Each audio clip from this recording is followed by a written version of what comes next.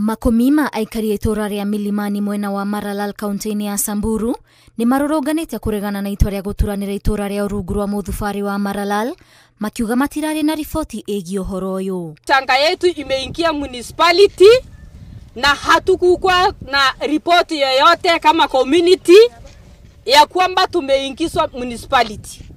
Na ndio maana tumejitokeza kama wamama na vijana na wasee tukipinga municipality Milimani.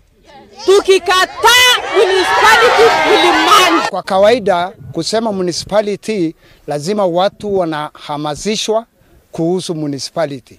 Hatukufanyiwa hivyo. Maugete itua riri rirakinyirwo hatari kumakuruhania kuheana mawoni mao makiuga ni itua ria kumahinyiriria kuona ni mambiririe kurihio magoti ma iguru ma migunda. Tumewekwa municipality na hatutaki municipality.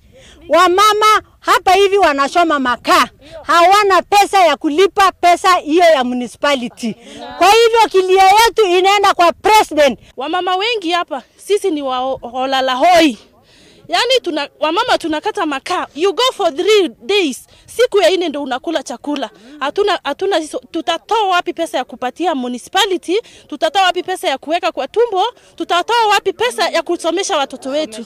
Tumesomesha watoto wako kwa vijiji, hawana kazi. Onakuria uguo, maugete mageria mao magwetha uteithio kana anja ya ciuria ciao ni maringite ihiga kuma kuri atongoria a thirikari ya county. Gavana wetu alikuja akaongea na sisi akasema ya kwamba tumpatie 2 weeks.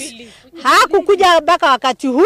Kwa hivyo sasa tunaona mashamba yetu inaenda kuuzwa kwa sababu zile makaratasi tuliambiwa kwamba hiyo pesa tutalipa, tumeambiwa na municipality kwamba tutalipa hiyo pesa. Itafika wakati viongozi wenye wako na pesa wakuja washukue, maana hata kuna wakati imesemekana pale kwa Polytechnic lisema kwamba wana Milimani kama mungekuwa na akili mungeuza hiyo mashamba zenu mubakishe sehemu enye unaweza.